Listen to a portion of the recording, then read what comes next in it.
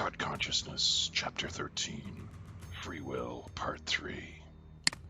It is a bit of a joke, I suppose, or so it may seem to you, that I would do all this for such a silly reason, but that is what it is all about, why you are here and why the other stuff is here too.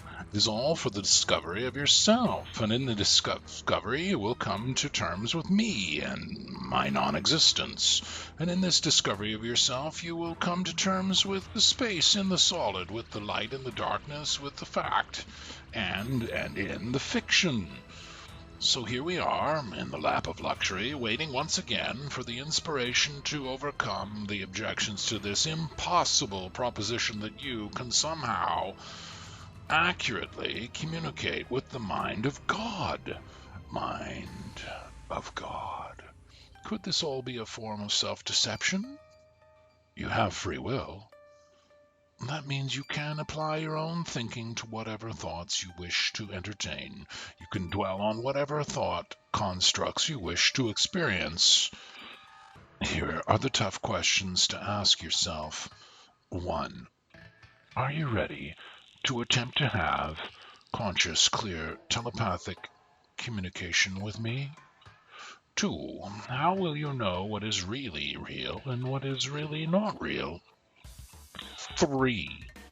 What will you do if you start to think that what you are thinking, what you are supposedly receiving from me, is a bunch of phony baloney that you are making up as you go along? 4. How will you ever know when you are ready for the conscious two-way telepathic communication with me? Basically, all these questions boil down to one urgent idea or question. How can you ever know for sure that what you think is me is really me and not something that is not me?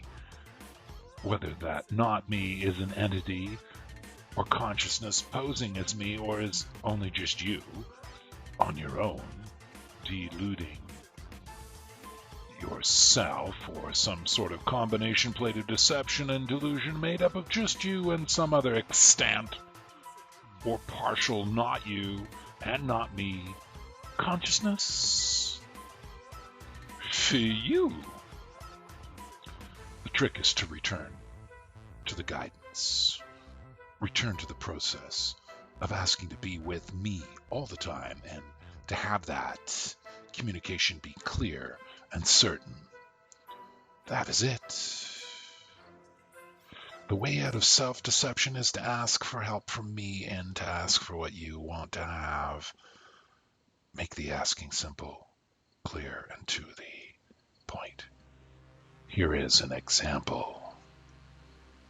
Oh God, I ask you to communicate clearly in my mind your thoughts and ideas clearly, with certainty, so that I understand what it is you want me to do.